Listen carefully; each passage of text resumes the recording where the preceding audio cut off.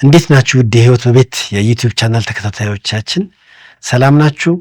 እንግዲህ ግጭቶችም ካሉ ግጭቶችን የምትፈቱባቸውን ሀሳቦች በተከታታይ ወደ እናንተ እያመጣሁኝ ነው። እንግዲህ እነዚህን በመስማትና በማየት ለቤታችሁ ላይ ግንኙነታችሁ ላይ መስራታችሁ እንዲያው ሰርቻለሁኝ እንደዚህ አድርጎኛል የሚል ነገር መስማትን የመሰለ ደስ የሚያሰኝ ነገር የለምና ከጠቀማችሁ እስቲ አስተሳሰባችሁንም እይታችሁንም በኮሜንት መስጫው ላይ ሰጡኛላችሁ።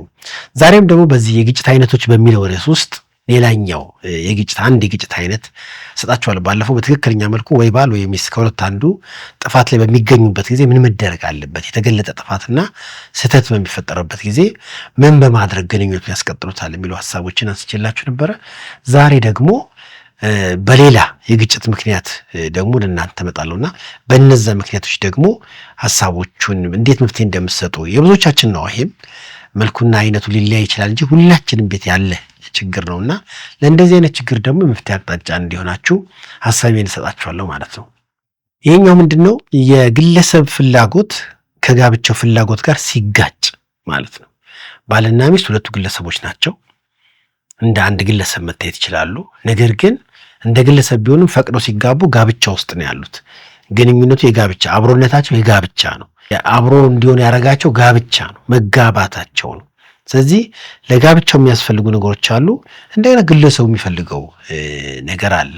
አንዳንዴ ግለሰቡ የሚፈልገውን ነገር ለማግኘት ሲራወጥ ያገኝና ጋብቻውን የሚፈልገውን ነገር ግን ካሳጣው ግንኙነት ችግር ውስጥ ይፈጠራል ማለት ነው። ወይም ደግሞ ጋብቻው ብቻ ነው የሚፈልገው ማግኘት ያለበት የሚሉ ባልና ሚስቶች ካሉ የየግል ፍላጎታቸው አለመሟላቱ ጋብቻውን ዘላቂ እንዳይሆን ያደርጋል።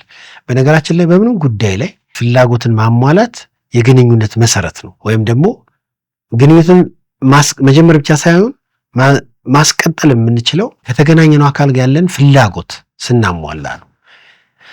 ለመኪናዬ ነዳጅ እሞላለሁ፣ ስለዚህ የሚፈልገውን ሰጠዋለሁ። ጎማ እገጥምለታለሁ። የሚፈልገውን ስለሰጠሁት ነው የምፈልገውን ሰርቪስ የሚሰጠኝ። አለዛ ኬት ይመጣል? አይ እኔ ጎማ አልገዛም ብል አልሄድም እንደማለት ነው። ነዳጅ አልቀዳም ግን መንዳት ፈልጋለሁ እንዲህም አይባልም።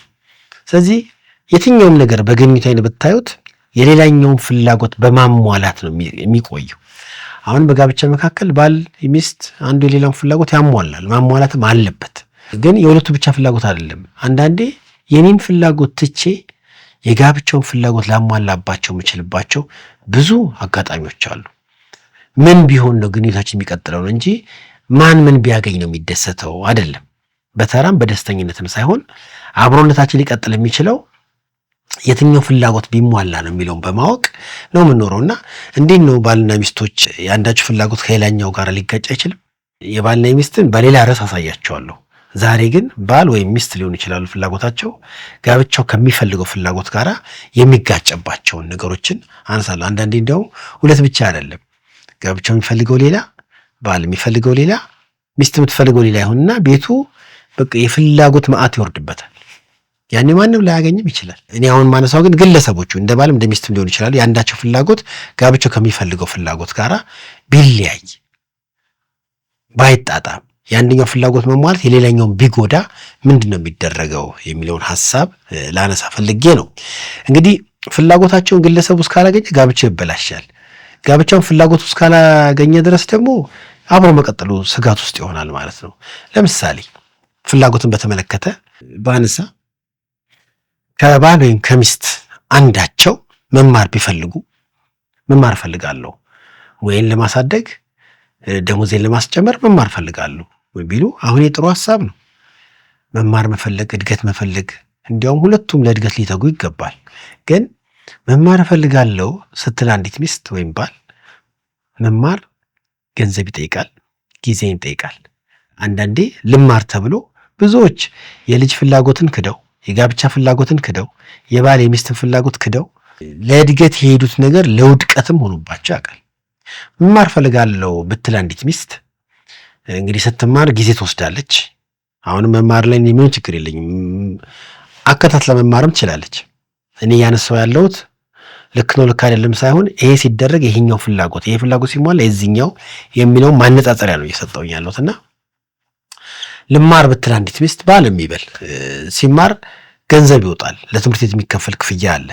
እንደገና በሚማሩበት ጊዜ ደግሞ የሚወስዱት ጊዜ አለ። የማታ እንኳን ልማር ቢሉ ቀን ስራ ናቸው፣ ማታ በየቀን ይማራሉ።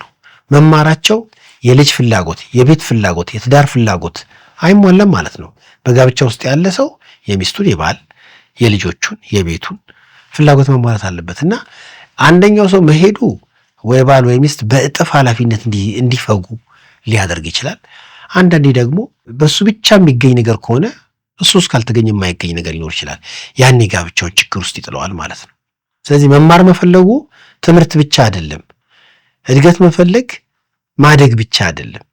እነዚህ የፈለገናቸውን ነገሮች ለማድረግ በምንሄድበት ጊዜ የምንወስዳቸው ጊዜ አለ፣ ገንዘብ አለ፣ ትኩረት አለ። አንዳንዴ እንዲያውም የተሄደበት ቦታ ሰዓትም ችግር ሊሆን ይችላል። ቆየሽ በሚልም ለጋብቻው ችግር ሊፈጠር ይችላል እና እነዚህ ነገሮች ማየት ይችላላችሁ። መማር መፈለግ በራሱ እሱ አይደለም። እድገት ፈልጎ አንድ ሰው እድገት ፈልጎ በትምህርት ብቻ አይደለም። ለምሳሌ የተሻለ ደሞዝ አገኛለሁ፣ የተሻለ ገንዘብ አገኛለሁ ብሎ ለእድገት ሲል የመኖሪያ ስፍራ ቢቀይር፣ ከሚስቱ ከባሏ ብትርቅ፣ ከልጆች ጋር በየቀን ባይገኙ፣ አሁንም ብዙዎች እነዚህ ይገጥማቸዋል። አንዱ ከከተማ አንዱ ከሀገርም ሊወጣ ይችላል። እድገት ስለፈለጉ፣ ጥሩ ገቢ ስለፈለጉ ጥሩ አጋጣሚ አግኝተዋል። ነገር ግን ጥሩ ገቢ ጥሩ ስራ መገኘቱ በራሱ ጋብቻውን ያስጠብቀው ይሆን? እንግዲህ እያንዳንዳችን በያለንበት ህይወት ነገሮችን ልናስተውልና ልናይ ይገባናል ብዬ አስባለሁ። በስራ እድገት ስም የሚገኙ ትልቅ እድሎች ቢኖሩም በዛው ልክ ደግሞ ጋብቻን ሊያናጉ ይችላሉ። ድህነት አልፈልግም፣ ማንም ድህነትን አይወድም። መስራት አለብኝ ብሎ ይስራ። ሰርቶ ገንዘብ ለማግኘት ግን ሚስቱን እስኪጥል ልጆቹን እስኪጥል ስራ ላይ ከሆነ ይሄ ሰው ገንዘብ ሊያመጣ ይችላል። ነገር ግን ስራው ቦታ በመገኘቱ ከቤት አብሰንት ነው፣ ቤት ውስጥ የለም። የእሱ የዕለት ተዕለት ተግባርና የሚገኝበት ነገር የለም። ካለመገኘቱ ደግሞ የተነሳ እሱም ቤቱ እሱም በማጣቱ የሚያስተናግደው ችግር አለ ማለት ነው። እንደዚህ አይነት ነገር መቼም በእያንዳንዳችን ቤት ያለ ይመስለኛል። እናንተ ቤት ምን አለ? ምንስ አደረጋችሁ? የጋብቻውና የግለሰቡ ፍላጎት ሚዛን ወይም ፕራዮሪቲ ቅደም ተከተል ካልጠበቀ፣ ቅደም ተከተል እኮ ሲናጋ ራሱ ችግር አለ። የፈረስ መቅደም ነው ጋሪን የሚጎትተው። አይ ጋሪውን መቅደም ያለበት ይባላል እንዴ? ጋሪው ቢቀድም ፈረሱም አይሄድም። ነገር ግን እንቅስቃሴና ኢፌክቲቭነስ እንዲኖር ካስፈለገ ድርጊቶቹ እንደዚህ ነው መደረግ ያለባቸው።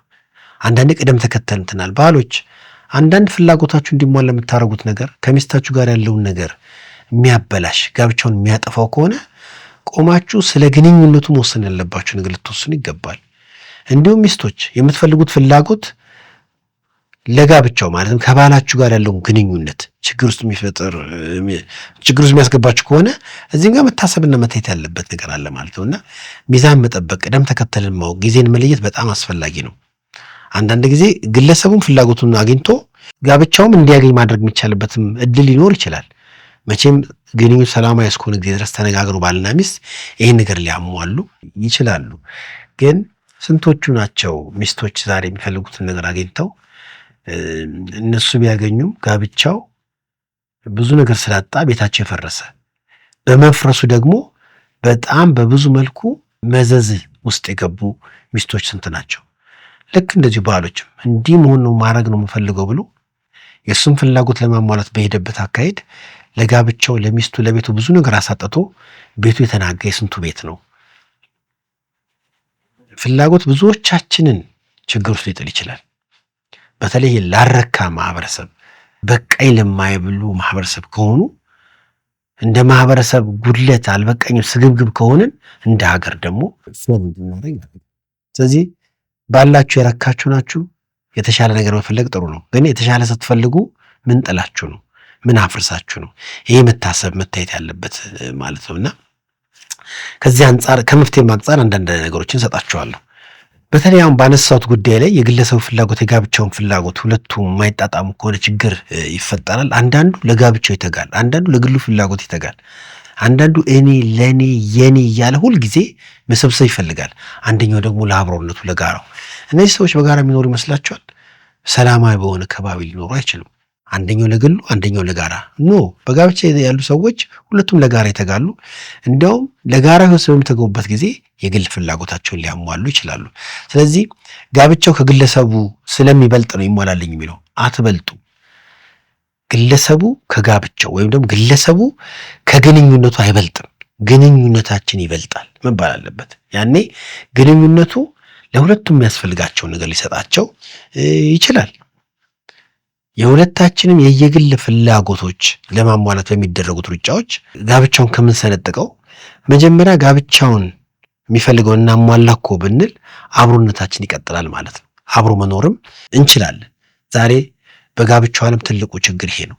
ብዙ ሰዎች ፍላጎታቸውን ለማሟላት ይሮጣሉ፣ ግን ጋብቻው ፍላጎቱን ስለማያገኝ ጋብቻው ራሱ የህይወታቸው ጠላት ይሆንባቸዋል ማለት ነው። ስለዚህ ዛሬ ለጋብቻው ዋጋ ብትከፍሉ ወይም ደግሞ ጋብቻ የሚፈልገውን ቅድሚያ ብትሰጡ ነገ ጋብቻው እድሜም ስላገኘ ጋብቻው እንደገና ይከፍላችኋል ማለት ነው። አንዳንዴ የግል ፍላጎት ሰው አሟልቶ ጋብቻው ስለሚፈርስ እንዲያው ነገ እድል የለም ሌላኛውን ሰው የሆነ ነገር ለማድረግ። ግንኙነቱን ግን ካስቀጠልን ነገ እድል ስላለ አንዳችን ለአንዳችን ማድረግ የሚገባ ነገር እናደርጋለን። ኢቭን ዋጋ ስትከፍሉ ለሚገባው ነገር መሆን መቻል አለበት። አንዳንዱ የግል ፍላጎቱን ለማሟላት በቃ ይሄን ጋብቻውን ዋጋ ያስከፍለዋል። ዋጋ የሚከፍለው ትርፍ ላለው ነገር ነው፣ ዋጋ ላለው ነገር ነው። ስለዚህ የጋብቻውና የግለሰቡ ፍላጎት በሚጋጭበት ጊዜ ማስታረቂያ ነጥቦች አሉና እንዴት ማስታረቅ እንዳለባችሁም ደግሞ ከዚህ ቀጥዬ ላንሳላችሁ። ይህንን መፍትሄ በመሰጣችሁ ጊዜ እንደ ግለሰብ የሚፈልጋቸውን ፍላጎት ትቶ ጋብቻውን የሚፈልገውን ነገር መስጠት እንዲያው ትርጉም በጣም ሰፊ ነው። በጣም ሰፊ ነው። የግል ነገሮቻችን አብሮነታችን ይበልጣል፣ የጋራ ነገራችን ጋብቻው የሚፈልገው ነገር ይበልጣል ብሎ እሱን ማስቀደም ወይም ደግሞ ለሱ ቅድሚያ መስጠት ግጭትን ማስቀረት ብቻ አይደለም ትርፉ። ግጭት ሊቀር ይችላል፣ ነገር ግን አብሮነትን ማሳደግ ነው። ጋብቻውን ማጠንከር ነው። ጋብቻውን እንዲበስል ያደርገዋል። ስለዚህ ከችግር የራቁ ብቻ ሳይሆኑ የበሰሉ ባልና ሚስት እንዲሆኑ ይረዳቸዋል ማለት ነው። ታዲያ የግለሰብ ፍላጎትና የጋብቻው ፍላጎት በሚጋጭበት ጊዜ መፍትሄው ምንድን ነው? 3 ወይም 4 የመፍትሄ አቅጣጫ ልስጣችሁና ሐሳቤን ጠቀላለሁ። የመጀመሪያው ጋብቻውን ማስቀደም ነው። ቅድም እንደተናገርኩት ጋብቻው ከግለሰቡ ይበልጣል። ከግሌ የኛ ግንኙነት ይበልጣል። ከግል ፍላጎቴ የጋራ ፍላጎታችን ይበልጣል። ስለዚህ ጋብቻው መቅደም አለበት። ጋብቻውን የሚፈልገው ማስገኘቴ ከሚስቴ ጋር አብሬ እንድቀጥል ካስቻለኝ የሚበልጠው እሱ ነው። የግል ፍላጎቴን አግኝቼ ከሚስቴ ጋር ከሚለየኝ ማለት ነው። ስለዚህ ስንቶቻችን ጋብቻውን እናስቀድማለን? ጋብቻውን ባለማስቀደም ከሄድን ያው ግጭቱ አልተፈታም፣ ጋብቻውንም ልናጣው ይሆናል ማለት ነው። ስለዚህ ጋብቻውን ማስቀደም የመጀመሪያው ነው። በሁለተኛ ደግሞ አሁንም የመፍትሄ አቅጣጫ የምነግራችሁ በሁለቱም መካከል ያሉ ፍላጎቶች ይታወቁ፣ ይግለጹ። ባል ሚስትም ግንኙነቱም ጭምር ማለት ነው። ማን ምን እንደሚፈልግ ፍላጎቶች ጥርት ተብለው መታወቅ አለባቸው። በጋብቻ የታችሁ ከሆነ ለምን አልተደረገም የሚል ክስ እንጂ አስቀድመው እንዲህ ይደረግ የሚል ስምምነት ብዙ ባልና ሚስቶች የላቸው። ፍላጎቱ ሁለቱም ጋር አለ፣ ሐሳቡ አለ። አለመደረጉ ግን አንደኛው ሌላኛው ሰው እንዲከስ በር ይከፍታልና ፍላጎቶች መታወቅ አለባቸው ማለት ነው። ማን ምን እንደሚፈልግ ካልታወቀ ቀደም ተከተል ሚዛን ማስጠበቅ አይቻልምና ባልና ሚስት ቁጭ ብላችሁ ምን እንደምትፈልጉ ይታወቃሉ ወይ? በጋራስ የጋብቻውን ፍላጎት ታውቃላችሁ ወይ? አንዳንዱ ልብስ ካልገዛው ይላል። አይ ቤት ኪራይ ዛሬ መከፈል አለበት። ጋብቻውን ግን የሚገዛው የቤት ኪራይ መከፈሉ ነው። በግል ከሚገዛው ልብስ ይልቅ በጋራ የሚያኖር የቤት ኪራይ ነው። ልብስ ገዝቶ ከቤት ከሚወጣ ኪራይ ከፍሎ ባለው ልብስ መቆየት ይቻላል። ልክ በእንደዚህ ማየት ትችላላችሁ። ለአብሮነታችን የሚጠቅመው የትኛው? ልብስ መግዛት በጋራ አያኖርም። ቤት ኪራይ ግን ቢከፈል አትሊስት በጋራ እናድርበታለን። ያለንን ነገር በቤታችን ሸፍነን ልንኖርበትም እንችላለን ማለት ነው። ስለዚህ ፍላጎቶች ይታወቁ ነው። ከዛ በሶስተኛው ደረጃ ደግሞ የሌላኛውን ሰው ፍላጎት ለማሟላት የኔ ድርሻ ምንድን ነው መታወቅ አለበት። ሚስቴ የምትፈልገውን ካወቅን በኋላ ይሄ ፍላጎቷ እንዲሟላ የኔ ድርሻ ምንድነው? ከኔ ምን ይጠበቃል? ተብሎ ባልም ሚስትም የየራሳቸውን ድርሻ ማወቅ መቻል አለባቸው። ፍላጎት ካለ ፍላጎት እንዲሟላ ሁለታችንም ድርሻ እንዳለብን ማወቅ አለብን። ምን ላድርግ ሊሆን ይችላል፣ በእኔ በኩል ምን ይጠበቃል ሊሆን ይችላል። የሌላኛው ሰው ፍላጎት እንዲሟላ ዛሬ መተው ሊሆን ይችላል። የሌላኛው ሰው ፍላጎት እንዲሟላ ዛሬ ገንዘብ የሚጠይቅ ከሆነ ከገንዘባችን ሊሆን ይችላል። የሌላው ሰው ፍላጎት እንዲሟላ ቅድሚያ ቀድመንም በመሄድ የምናደርገው ብዙ ነገሮች ማንሳት ትችላላችሁና በባልና ሚስትና በጋብቻ ፍላጎት ካለ ፍላጎቶቹ ከታወቀ እኔ ለዚህ ፍላጎት መሟላት ምን ይጠበቅብኛል በሚል ቢሄዱና ቢንቀሳቀሱ ጋብቻው የሚፈልገውን ነገር እንዲያገኝ ስለሚያደርጉ በየግል ያላቸውን ፍላጎት ነገ ይሟላል ማለት ነው። ፍላጎቶች ቤታችሁ ይታወቃሉ። እሱ አንድ ነገር ነው። ያ ፍላጎት እንዲሟላ ከኔ ምን ይጠበቃል የሚለውስ ነገር ራሳችሁን ጠይቃላችሁ። ከእያንዳንዳችን የሚጠበቅና የሚፈለግ ነገር እንዳለ መታወቅ አለበት። ሌላው በመጨረሻ ማነሳው ሐሳብ የግለሰቡ ፍላጎት ቢሟላ ከጋብቻው ፍላጎት ጋር ይጋጫል ወይስ አይጋጭም? ይጠቅማል ወይንስ አይጠቅምም ተብሎ ቁጭ ብሎ ማስላትና ማወቅ ይችላሉ። ልክ ነው። ይሄ ፍላጎት አለ። ይሄ ፍላጎት መሟላቱ ከጋብቻው ፍላጎት ጋር ይጋጫል ከተባለ ለዚህ ነው አንዳንዱ በመዝናናት ስም ሄዶ መዝናናቱ ጋብቻ ያፈረሰበት በጣም ብዙ ሰው አለ። እዛ ዝናናለሁ ሲል እዚህ ቤቱ አልጸናም። እነዚህ እንግዲህ ፍላጎት ብዙ ስለሆነ አለፍ አልፍዬ እንደ ምሳሌ አነሳቸዋለሁ እንጂ ብዙ ሁሉንም ላነሳም ደግሞ አልችልም። ፍላጎታችሁን ስታሟሉ ለጋብቻው ስጋት ነው ወይስ ይጠቅማል? ጋብቻውን ይጎዳዋል ወይስ ይጠቅመዋል? ይህም ባረግ ለጋብቻ ይጎድልበታል፣ ስለዚህ ይቅርብኝ ወይም ይቆይልኝ ይባል ይችላል። እና መፍትሄዎቹ እነዚህ ናቸው። እንግዲህ ለመድገም ያህል ጋብቻውን ማስቀደም ባልም ሚስትም ከግል ፍላጎታቸው ይልቅ ጋብቻችን አብሮነታችን ምን ይፈልጋል፣ አብሮ የሚያቆየን የትኛው ፍላጎት ቢሟላ ነው በሚል ጋብቻውን ማስቀደም አለባቸው። ሁለቱም ምን እንደሚፈልጉ መግለጽና ማሳወቅ መቻል አለባቸው። ከታወቀ ቢያንስ መቼ ማን ምን እንደሚሟላ ይረዳል ማለት ነው። በሶስተኛ ደረጃ ደግሞ ለፍላጎቶቹ ለሚስቴ ፍላጎት፣ ለባሌ ፍላጎት፣ ለጋብቻችን ፍላጎት እኔ ምን ማድረግ አለብኝ፣ ያንን ለማሟላት ድርሻዬ ምንድን ነው ብሎ የየራስን ድርሻ ማወቅ ነው። በመጨረሻ እንግዲህ የምናደርጋቸው ድርጊቶች ፍላጎታችን ሲሟሉ ለጋብቻው ይጠቅማል ወይስ ደግሞ ጋብቻውን የሚያሰጋ ነው? አንዳንዴ የባል የሚስት ፍላጎት ተሟልቶ ጋብቻው ስጋት ውስጥ ሊወድቅ ይችላል፣ ችግር ውስጥ ሊወድቅ ይችላል። እና እነዚህ ነገሮች በማስተያየት የግል ፍላጎታችንን ከጋብቻው ፍላጎት ጋር ሚዛን በማስጠበቅ በጋብቻ አብረን መቀጠል እንችላለን ማለት ነው። እንግዲህ ይህም በዕለት ተዕለት ህይወታችን በብዙ መልኩ የሚታዩ ነገሮች እንደሆኑ አስባለሁ። ከዚህ ተነስታችሁ ጥያቄ ካላችሁ አሁንም አስተያየትም ካላችሁ ልጽፉልኝ ትችላላችሁ። ስላዳመጣችሁ እጅግ አድርጌ አመሰግናለሁ።